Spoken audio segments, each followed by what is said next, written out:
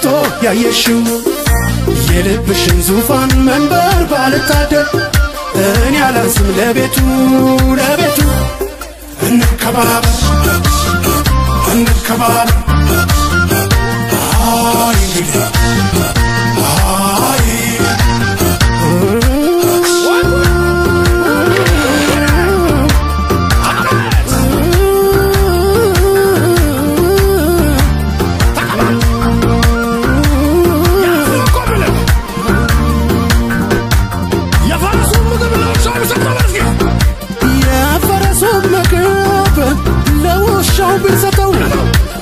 የፈረሱን ምግብ ለውሻ ቢሰጠው የኮርቻው ነገር ሰው ሆዱን ቆረጠው አንቺ ክፋት ፈሪም በኔ ቤት ሆነሽ አንቺ ክፋት ፈሪ በኔ ቤት ሆነሽ ዳንቴል ትሰሪያለሽ ለዛኛው ቤትሽ ዳንቴል ትሰሪያለሽ ለዛኛው ቤትሽ ፍቅርሽ ቢያሳንሰኝ አንገት ቢያስከፋኝ ፍቅርሽ ቢያሳንሰኝ አንገት ቢያስከፋኝ መቼ ከፋኝ አልኩሽ ስትከፊብኝ አንቺን ተመርኩዘው ጊዜም ቢታደሉ አንቺን ተመርኩዘው ጊዜም ቢታደሉ አለቃ ሆኖብኝ ዘመዶችሽ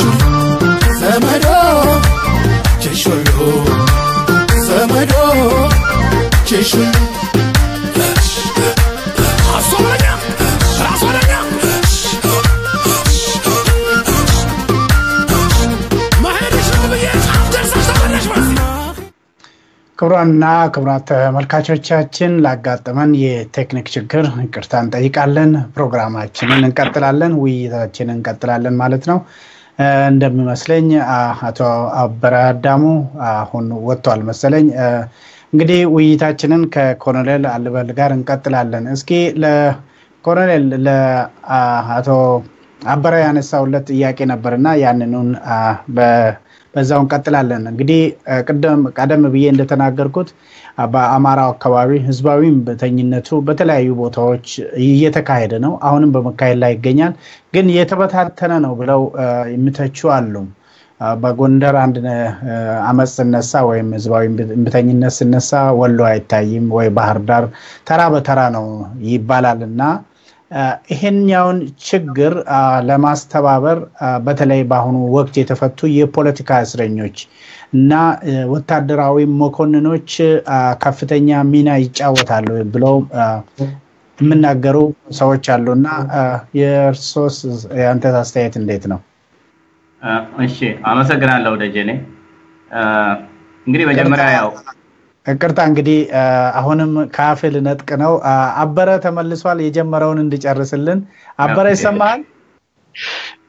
ሰማቸዋለሁ እኔ እንግዲህ በኮሎኔልን በጣም እቅርታ ጠይቃለሁ ካፈው እየነጠኩኝ ነውና እንግዲህ የጀመርከውን ብዙ ሰዎች አልሰማንም በኢንተርኔት መቋረጥ ምክንያት እያሉ ነውና እስኪ በተለይ እነኚህ የፖለቲካ እስረኞች መፈታታቸው የተበታተኑን የአማራ ትግል በማስተባበር ረገድ ከፍተኛ አስተዋጽኦ ይኖረዋል የሚል አይነት እንደምታለና በአንተ በኩል የጀመርከውን እንድጨርስልን ነው። ጥሩ በጣም የምፈልገውም ጥያቄ ነበረ። ኮሎኔልም ስለፈቀድክ አመሰግናለሁና ምንድነው ይሄ የነዚህ የከፍተኛ መኮንኖች መፈታትና አብረዋቸውም የነበሩ ሲቪሎች መፈታት ለዚህ ለአማራው ተበታትኖ ላለው ኢንፋክት ተበታትኗል ማለት በጣም ይከብዳል። ግን ቅድም እንዳልኩት ከነበረው የአማራ ማህበረሰብ የፖለቲካ አስተሳሰብ ጋር አዲስ የሆነ ነገር ስለመጣ ያንን አስተሳሰብ አርቆ አሁን በወያኔ አይነት ወይም በዚህ በዘመኑ ባመጣው የአካባቢ አደረጃጀት መጥቶ ለመስራት ጊዜ ወስዷል። ስለዚህ በአማራው አካባቢ ማየው ያንን ነውና ስሜቱ ሳይኖር ቀርቶ አይደለም፣ ጥቃቱ ሳይገባው ቀርቶ አይደለም። ሰው ግን ያንን ነገር ወደ አንድ አምጥቶ ወደ አንድ መስመር ለመሄድ ጊዜ ወስዷል። እኔ አይ ቲንክ አሁን የነዚህ መኮንኖቹ መፈታት ለአማራውም በአማራነት ተደራጅቼ መታገል አለብኝ ለሚለው ግን አማራ ሆኖ ደግሞ በሌላ በዜግነት ፖለቲካ ላለውም የሚሰጠው ትምህርት አለ ብዬ ነው ማምነው። ለምን የመገፋትን ልክ የመጠቃትን ልክ የሚያሳይ ተጨባጭ ሆነ ማስረጃ ነው። አሁን በነገራችን ላይ እነዚህ ወንድሞቻችን ታስረው በነበረ ጊዜ ኢቭን የሚዲያ ሽፋን እንኳን ለነሱ ለመስጠት አስቸጋሪ ሁኔታ ነው የነበረው። ለምን እዚህ ውጭ አንድ ነገር በተባለ ቁጥር እነሱን እስር ቤት ሄደው ይደበድቧቸዋል የሚል ስጋት ስለነበረ የታሰሩትን እንኳን ሰዎች እነማን ናቸው ስንት ናቸው እንዴት ናቸው ብሎ የነሱን ብሶት እንኳን ለመናገር በጣም ከፍተኛ የሆነ ችግርና ስጋት ነበረ። አሁን አይ ቲንክ በመጀመሪያ ደረጃ ያ ነገር ቢያንስ ከማህበረሰቡ ስለተቀላቀሉ ኦፍ ኮርስ ማህበረሰቡም እነዚህ ሰዎች ፕሮቴክት ማድረግ አለበት መንከባከብ አለበት። ጀግኖች ናቸው። ጀግናን ደግሞ ማክበር አለበት። ኢትዮጵያ ህዝብ ጀግና ያከብራል ኢትዮጵያ ህዝብ እና ይሄ ተበታተነውን የአማራ ማህበረሰብ ወደ አንድ ያመጣዋል ብዬ አስባለሁ። አማራ ብሎ ደግሞ ስለተደራጀ ሌላው በዜግነት እታገላለሁ የሚለው እንደ አጥፊ ኃይል አርጎ ማየት የለበትም። ሁኔታው ያመጣው ነው። እዚህ ላይ ነበር ቅድም ያቆምኩኝ። አስገዳጅ ሁኔታ ባመጣ ቁጥር አደረጃጀት ብዙ ጊዜ ምንድነው የሚባለው ጊዜያዊ ነገር ነው፣ ታክቲክ ነው፣ የመጨረሻ ጎል ወይም ኢንድ ጎል አይደለም። ያንን በመገንዘብ ኢትዮጵያን እንደ ሀገር ወስደን ግን ደግሞ በአካባቢያችን ተደራጅተን አካባቢያችንን ነፃ በማውጣት ልክ ጣሊያንን በተዋጋበት መንገድ ማለት ነው እና በባረጋይ በሸዋ እና ኃይለማርያም ማሞ በሸዋ እና በላይ ዘለቀ በጎጃም ሌሎችም እና ሞራው ውብነህ በጎንደር እንደዚህ እኮ ነው ጣሊያንን አጣድፈው ያስወጡ እና ይሄ አደረጃጀት ታክቲክ ነው እንጂ መንግስት መመስረት አይደለም። እና ይሄንን ታክቲክ የትግል ስልት መረዳት ያስፈልጋል በአማራው አካባቢና አማራው ነገ ዛሬ የሚለው ጊዜ የለውም ለመደራጀት። በጣም ፈጥኖ መደራጀት አለበት። ቅድም ኮሎኔል አለበል እንዳስቀመጠው አሁንም ዋስትና የለንም። ወያኔዎች ተመልሰው እንደገና ጥፋት ላለመፈጸማቸው አሁንም ዋስትና የለም። ያን ጥፋት መከላከል የሚቻለው በመደራጀት ሳይደራጁ መታገል የለም። ለመደራጀት ደግሞ በርን ዘግቶ መነጋገር ይሄ ዝም ብሎ አደባባይ ላይ መሰዳደብ አደባባይ ላይ እንደው የአንዱን ስብና ማዋረድ አለበት። ይሄ ኢትዮጵያዊነት ጨዋነትም አይደለም። ጀግና አይሳደብም፣ ጀግና ማይሆን ነገር አይናገርም። ይሄ መታወቅ አለበት። ሌላው እንደው እዚህ ላይ አንድ ነገር ብዬልኝ ይሄንን አደረጃጀት ስንመርጥ ቲፒኤልኤፍ የሚባል አሪዮስ የሆነ ቡድን ለኢትዮጵያ እንደማይጠቅማት የትግራይ ሰዎችም ማወቅ አለባቸው። ለምንድን ነው ይሄንን ምላችሁ? እንደው አንድ ምሳሌ ልጥቀስና ልለፍ። በ1985 በኢትዮጵያ አቆጣጠር እኔ ፖሊስ ኮሌጅ ገብቼ ሌሎችም ልጆች ከተለያየ አካባቢ ፖሊስ ኮሌጅ ገብተን እየተማርን እያለን አንድ ከትግራይ የመጣጩ መኮንን ከኛ ጋር የሚማር ነበር እና አንድ የባህር ዳር ልጅ ከኔ ጋር በጣም የሚቀራረብ የነበረ ልጅ አለሚያ ዩኒቨርሲቲ የነበረ ልጅ ነው። ይሄ ከትግራይ የመጣው ተማሪ ዛጩ መኮንን ነው የመጣው የአለሚያ ዩኒቨርሲቲ ተማሪ ነበር እሱ። ይሄኛው ከባህር ዳር የመጣው ልጅ ስለዛኛው ልጅ ምን ይለኛል? አለሚያ ዩኒቨርሲቲ ረብሻ ነበር ያኔ በወቅቱ ማለት በዩኒቨርሲቲው ጊዜ ረብሻ ይነሳል እና አንድ ሌሊት ይነሳና አንድ ሰው የተማሪዎች ማስታወቂያ ሰሌዳ ላይ ሄዶ ወረቀት ይለጥፋል። ወረቀት ሲለጥፍ ቤተክርስቲያን የሚሳለሙ ልጆች ተነስተው ሲሄዱ በሌሊት ያን ወረቀት ሲለጥፍ ያያል። ዛሬ ደግሞ ረብሻ ሊነሳ ነው እንዴ ምንድነው ብለው ሄደው ያንን የተለጠፈው ወረቀት የሚለጥፈው ልጅ ሲሄደው ያዩታል። ማን እንደሆነ ያውቁታል። የለጠፈውን ወረቀት ሲያዩት እዚህ እንደው ቃሉን እነሱ ያሉትን ቃል አልጠቅመው ብቻ የኦሮሞ ልጆችን የሚመለከት ነው።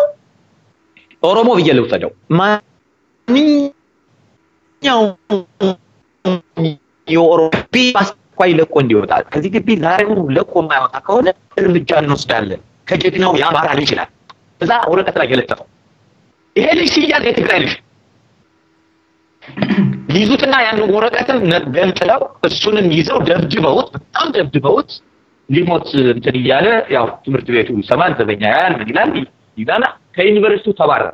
በዛ ምክንያት በዲሲፕሊን ተባረረው የለም። በኋላ የፖሊስ ኮሌጅ አጋጣሚ ማስታወቂያ ስትወጣ ከትግራይ ተወዳድሮ ትግራይ መጥቶ ፖሊስ ኮሌጅ ተመርቆ ወጥቶ ሄደ። እኛ አምርረን ቲፒኤልኤፍ የሚባልን ኃይል አምረን የምንጠላው ለኢትዮጵያ አይጠቅምም የምንለው እንዲህ አይነት ስራ ስለሚሰራ ነው።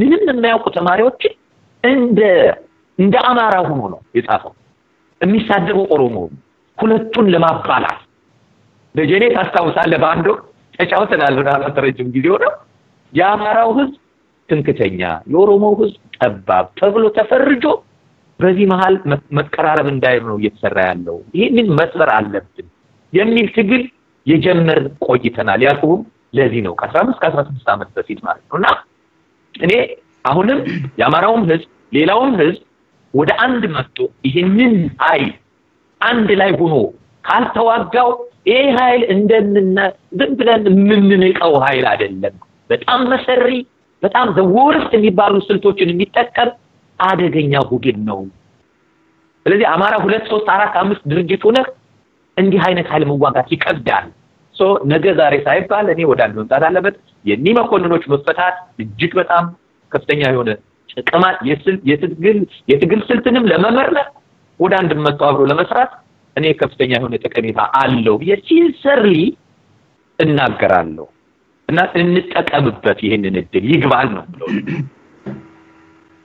መልካም ኮሎኔል እዚህ ላይ የምትጨምረው ነገር ካለ በተለይ በፌስቡክ ላይ አንዳንዶቹ አማራ አንድ ላይ መስራት ለወያኔ ራስ ምታት ነውና በርቱ የሚል መልእክትም እያስተላለፉ ናቸው ከዚሁ ጋር በተያያዘ እስኪ ኮሎኔል አለበል ምንድነው እንግዲህ አሁን እነኚህ የፖለቲካ እስረኞች መፈታት ምሁራን አሉበት ፖለቲከኞች አሉበት እንደገና ደግሞ የጦር መኮንኖች አሉበት በተለይ አማራ ክልል የሚያስተዳድረው በአድንም ይሁን ሌላም አካባቢ ያሉት እነኚህ እንደዚህ አይነት ጠለቀ ዕውቀት ወታደራዊ ዕውቀት ይሁን የፖለቲካ ዕውቀት ያላቸውን በመጠቀም ረገድ አካባቢያቸውን በመለወጥ በተለይ ለውጥ አራማጅ የሚመስሉ የክልል መሪዎች ምን ማድረግ አለባቸው እሺ አመሰግናለሁ በድጋሜ ከአደረጃጀት አንፃር ስለ አደረጃጀት ትንሽ ወንድሜ አንስቶ ስለነበረ በሱ ጀምርና ወዳልከው ነገር ልድ እንግዲህ ያው የዜግነት አደረጃጀትና የማንነት አደረጃጀቶች ናቸው አሁን ባለው የኢትዮጵያ ተጨባጭ ሁኔታ ስንመለከተው እና እንደማራ ከወሰድነ ደግሞ አማራው መደራጀት የለበትም በማንነቱ በብሔርተኝነቱ በሚደርስበት የብሔር ጥቃት መሰረት አድርጎ ለምን ደራጃል የሚሉ የሚቃወሙ ግለሰቦችም ኃይሎችም አሉ ግጥ ነው ነገር ግን ይሄ አሁን መሰረታዊ የሆነ ችግር አይደለም እንደማራ ምክንያቱም አማራው በማንነቱ ዙሪያ የመሰባሰቡ የመደራጀቱ ስለማንነቱ የመታገሉ ጉዳይ አድጓል በጣም ነጥቆ ሄደዋል እና አማራ በራሱ በማንነቱ ዙሪያ በከፍተኛ ደረጃ እየተሰባሰበና እየታገለ ነው ያለው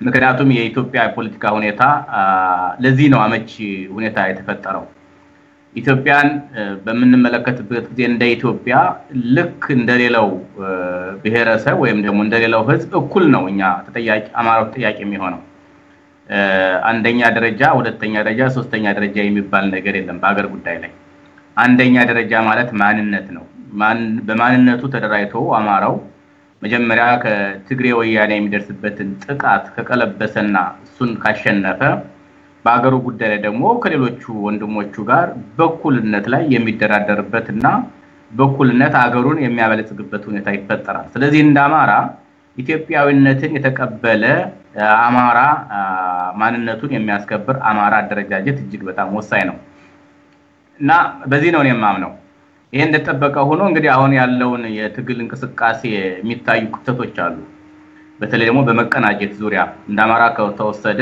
የጎንደር አማራ የጎጃም አማራ የወሎ አማራ የሚያረጓቸው እንቅስቃሴዎች ያለ መቀናጀት ችግር አለባቸው ይሄ የሚያጋጥም ነገር ነው የሚሰራ ሰው ይሳሳታል ይባላል ሁሉ ጊዜ ስለዚህ በስራዎች የሚከሰቱ ችግሮች የሚጠበቁ ችግሮች አድርጌ ነው የማያቸው የአማራ ህዝብ ትግል የማንነት ትግል እንደምታውቁት የቅርብ ጊዜ ተሞክሮ ነው ያለው ምናልባትም የ2 የ3 የ4 አመት ከዛ በፊት ብዙም እንደ አማራ የመደራጀት እንደ አማራ በማንነት ዙሪያ የመሰባሰብ ነገር አልነበረም ስለዚህ ከቅርብ ጊዜ አኳያ ሲታይ እንዲያውም በጣም ከፍተኛ የሆነ ምርታና እድገት አለው ብዬ ነው የምገምተው።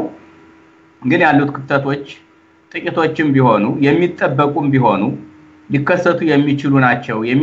የሚሰራ ሰው ይሳሳታል ተብሎ በሚታሰብበት አግባብ የሚታዩ ቢሆኑም ግን መስተካከል አለባቸው። በሂደት መቀረፍ አለባቸው። እየተቀረፉም ነው ያሉት።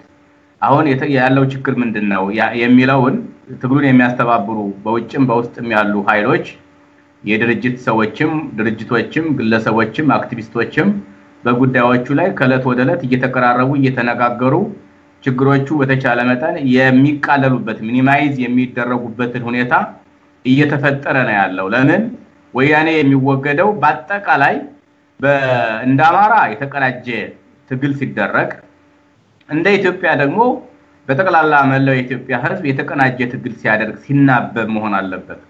በተለይም ሁለቱ የአማራና የኦሮሞ ሕዝቦች ታላላቅ ሕዝቦች ታላላቅ የዛችን ሀገር ሁኔታ ሊወስን የሚችሉ በመሆናቸው የሁለቱ ሕዝቦች መጠናከር መናበብና መቀናጀት ደግሞ የበለጠ ቲፒኤልኤፍን ወደ የሚፈለገው ውርቀት ለመግፋትና ለማስወገድ እጅግ በጣም አመቺ ነው የሚሆነው።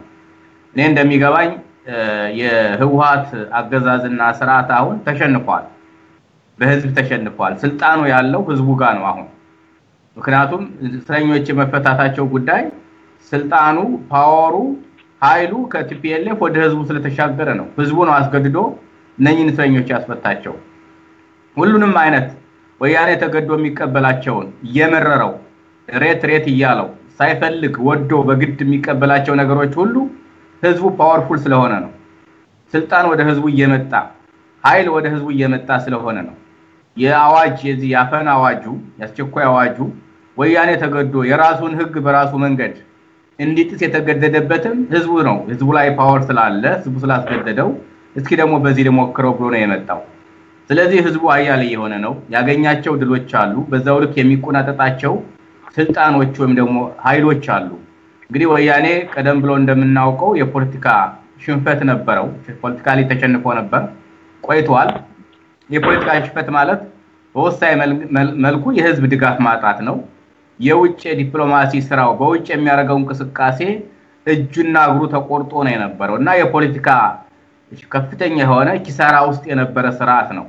አሁን በቅርቡ በተደረገው ጠቅላላ እንቅስቃሴ ደግሞ በተለይ ጸጥታዊ በሆነ ጉዳይ ላይ በአፈናና በስለላ መዋቅሩ ላይ ከፍተኛ የሆነ ሽንፈት ደርሶበታል ነው የሚለው። ህዝቡ ከቦታ ቦታ እንደፈለገ የስርዓቱን የኢኮኖሚ ተቋሞች አውታሮች እያወደመ ነው ያለው። እነዛን መከላከልና መጠበቅ አልቻለም።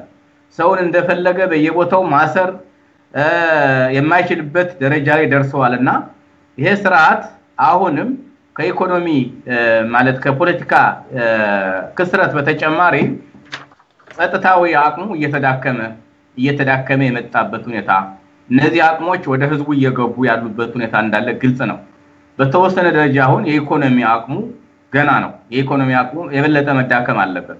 ስለዚህ ህዝቡ በሚከፍለው ዋጋ በሚያካሄደው እንቅስቃሴ ስርዓቱ እየተዳከመ መሆኑን ማወቅ አለበት።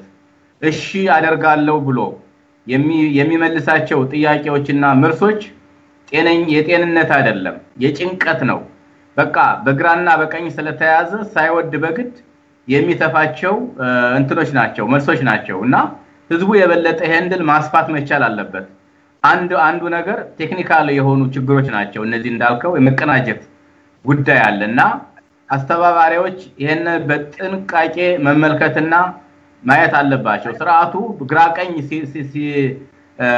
ሲያዝ ነው ወደ መጨረሻው ደረጃ ሊደርስ የሚችለው።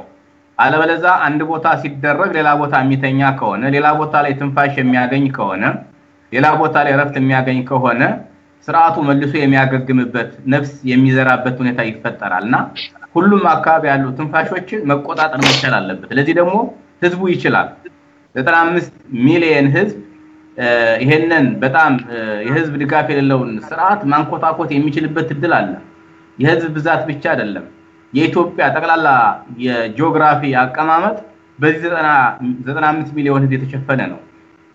ስለዚህ ይሄንን ሰፊ መሬት ይዞ ሰፊ አካባቢ ይዞ አንድ በጣም ጨቋኝ የሆነ ቡድን ለመደምሰስ ለማጥፋት የሚችልበት አቅም በእጁ ነው ያለ ለዛ ደግሞ እንዳልኩት ደጋግሜ የመቀናጀቱ ጉዳይ እጅግ ወሳኝ ነው አማራው መናበብ አለበት መቀናጀት አለበት የፖለቲካ ድርጅቶች መቀናጀትና መናበብ አለባቸው የህዝቡን ትግል ለውጤት ማብቃት በሚያስችል ጥበብና ዘዴ መምራት አለባቸው ከአማራውም አልፎ በኦሮሞ ውስጥ የሚደረገው የጸረ ወያኔ እንቅስቃሴ መጠናከር አለበት የኦሮሞና የአማራው እንቅስቃሴ መቀናጀት አለበት መናበብ አለበት በዛን ጊዜ መጠጊያ ዋሻ የሚባል ነገር ይጣፋውና መሄጃ ማጥቶ በያለበት ለህዝቡ እጅ የሚሰጥበት ሁኔታ ይፈጠራል ማለት ነው እንግዲህ እነዚህ የተፈቱ መኮንኖች የተፈቱ እስረኞች በየአካባቢያቸው በርግጥ የሚወስኑት እነሱ ናቸው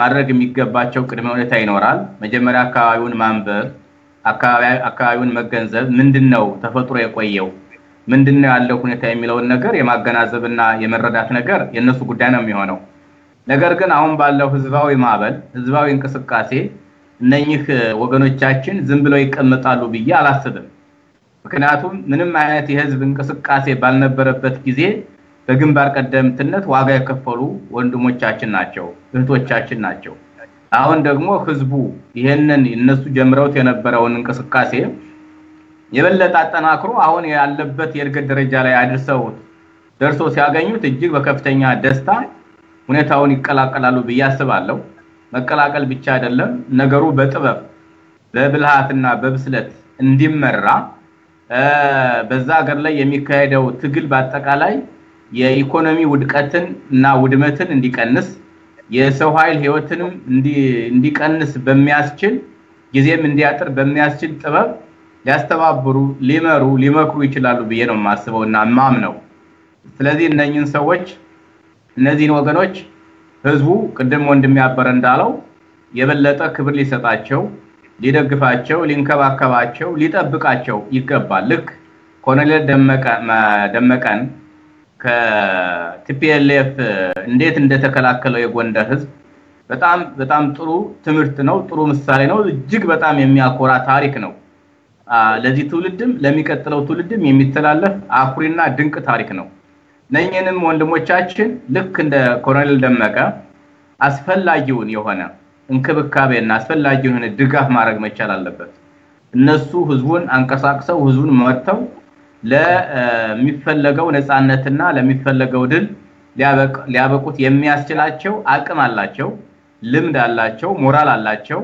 አሁንም ብዙዎቹ ከስር ተፈተውና ወጥተው ምናያቸው ግርማ ሞገሳቸው ምናይባቸው ሞራልና ድንቅ ስብህና ለዚህ ማረጋገጫ ነው የሚሆኑት እና እነዚህ ወንድሞቻችን የበለጠ እዚህ ስራ ውስጥ ሊገቡ ይችላሉ ብዬ ነው ተስፋ ማደርገው ጥሩ እንግዲህ ጥሩ ኮሎኔል እኔም አመሰግናለሁኝ እንግዲህ ጊዜያችን ካለን ጊዜ አንፃር ወደ መጨረሻው መሄድ የግድ ነው የተለያዩ አስተያየቶችም ተሰጥተዋል አማራ አንድ ላይ መስራት አለበት በተደጋጋሚ የምነሳ ነው ወርቁ ይርጋ አማራና ኦሮሞ አብረው መስራት አለባቸው የሚልም አንስተዋል አንድ ደግሞ ሌላ ሰው መንግስት መኖሩን የምናውቀው ግብር ክፈሉ ስንባል ብቻ ነው በኢትዮጵያ መንግስት የለም እንደማለት ነው እንግዲህ በየጣልቃው ደግሞ እኔን ላመሰግናችሁኝ እኔም ተመልሼ አመሰግናችኋለሁ ወደ መጨረሻው ጥያቄ እንላለን ጊዜያችን የደረሰ ስለሆነ አቶ አበረን እስኪ እንግዲህ በኮሎኔልም በመሐከል አንስተውት ነበርና ይሄ የአስቸኳይ ጊዜ አዋጅ ወያኔ ህዝቡን ያፈነበት ነው በተለይ እንግዲህ እንቅስቃሴዎች ህዝባዊ ተቃውሞች ባሉበት አካባቢ ነው ይሄ የአስቸኳይ ጊዜ አዋጅ በብዛት ተግባራዊ የሚሆነውና በተለይ በቅርቡ ፓርላማ ይሰበሰባል ይሄ የወያኔ ምክር ቤት ያስተላለፈውን ውሳኔ እንግዲህ ያጸድቃል ተብሎ ነው የምጠበቀው ከወያኔ በኩል ግን በተለይ ህዝቡን ወክለው እዛ መቀመጡ የፓርላማ አባላት ከአማራው ወገን በተለይ ምን ማድረግ አለባቸው በዚህ አጋጣሚ ቅርታ እንግዲህ ይሰማል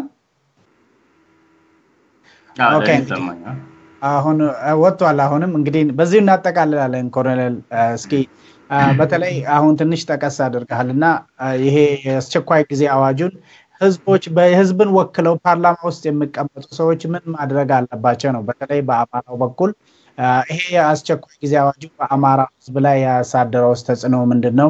በተለይ ጀግኖችን በመቀበሉ ረገድ ይሄንን እስኪ አጠር አድርገህ ጊዜያችን እሺ መልካም አመሰግናለሁ። እንግዲህ እንደሚታወቀው ይሄ አዋጅ አንደኛ ህጋዊነት የለውም። ህገ መንግስቱን እነሱ የጻፉትን ህገ መንግስት ራሱ የሚጻረር የዜጎችን ሰብአዊና ዲሞክራሲያዊ መብት ሙሉ በሙሉ የሚደፍቅ ነው። ለዚህ ህጋዊነቱ አንድ ነው። ሁለተኛ ነገር ይህ አዋጅ ወያኔ እየተፈረከረከና እየተዳከመ ባለበት ሁኔታ ያወጣው የችኮላ እና የጭንቀት አዋጅ መሆኑ ማንም ሰው ማወቅ አለበት። ሶስተኛ ታርጌትድ የሆነው የአማራና የኦሮሞ ህዝብ ነው። ምክንያቱም አሁን በከፍተኛ ደረጃ መብቱን እየጠየቀ ያለ አስፈላጊውን ዋጋ እየከፈለ ያለ የኦሮሞና የአማራ ህዝብ ስለሆነ ይሄንን ህዝብ ለማፈንና ለመርገጥ ታስቦ የወጣ የማፈኛ አዋጅ ነው እና ህዝቡ እንደማይቀበለው ይታወቃል። ጸደቀ አልጸደቀ ጉዳዩ አይመስለኝም። አሁን ባለው ሁኔታ ምንም ትርጉም ተግባራዊ የሚደረግም ነገር አይደለም። ህዝቡ አይቀበለውም። እነኚህ የምክር ቤት ሰዎች ደግሞ የህዝብ ወኪሎች ናቸው። ምንም ቢሆን ከዛ ገበሬና ከከተማ ነዋሪው የአማራና የኦሮሞ ማህበረሰብ የመጡ የሱን መብትና ጥቅም የሚያስከብሩና የሚጠብቁ ናቸው። ስለዚህ ይሄን አዋጅ ተቀብለው የሚያጸድቁ ከሆነ ከታሪክ ተጠያቂነት ነገ ከነገ በኋላ አይደለም የቲፒኤልኤፍ የህወሓት አገዛዝ ከዛሬ ጀምሮ እየተሽመደመደና እየሞተ ነው ያለው።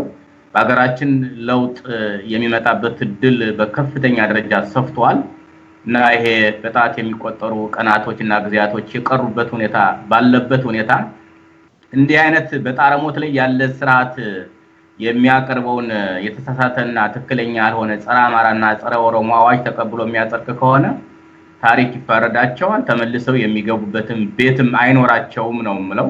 ስለዚህ ይሄንን የህልውና ጉዳይ የራሳቸው ጉዳይ አድርገው በከፍተኛ ደረጃ መቃወምና ማውገዝ ማክሸፍ አለባቸው ብዬ ነው የማስበው። በዛው እስኪ ከመጨረሳችን በፊት ኮሎኔል እንግዲህ አንተ የሰራዊቱ አባል ነበርክ ማለት የወያኔ መከላከያ ሰራዊት አባል። አሁን ወያኔ የቀራው አንድ ምርኩዝ ነው ብዙውን ጊዜ የሚባለው የጸጥታ ኃይሉ ነው እና ከህዝብ አብራክ የወጡ ልጆች በተለይ ወያኔ አሁን ህዝቡን ለመግደል ዘመቻ በከፈተበት ወቅት ምን ማድረግ አለባቸው? እስኪ በዚሁ ላይ አጠር ያለ ምክር አይነት መልእክት ብታስተላልፍ። መልካም። እንግዲህ ያው እንዳልኩት አሁን ያለው የጸረ ወያኔ እንቅስቃሴ በወሳኝ መንገድ የተነሳው ከሁለቱ ህዝቦች ነው። ሌሎችም አልተጨቆኑም፣ ሌሎችም አልተነሱም እያልኩ አይደለም። ግን ወሳኙ የአማራውና የኦሮሞ ህዝብ የሚያነሳቸው የመብት ጥያቄዎች አሉ። እነኚህ ሁለት ሰፋፊና የገዘፈ ታሪክ ያላቸው ህዝቦች ደግሞ ቲፒኤልኤፍ በቁጥጥሩ ስር አድርጎ ሊገዛቸው የሚፈልጋቸው ህዝቦች ናቸው። ብዙ የሰራዊቱ አባል ደግሞ በመናይበት ጊዜ እንደው 50-60% ከሁለቱ የአማራና የኦሮሞ ህዝቦች የወጣ ሰራዊት አባል ነው ያለው። ስለዚህ እዛ ውስጥ ሆነው የራሳቸውን ህዝብ ለመጨፍጨፍና ለመጨቆን እንደ መሳሪያ ሆነው ማገልገል የለባቸውም።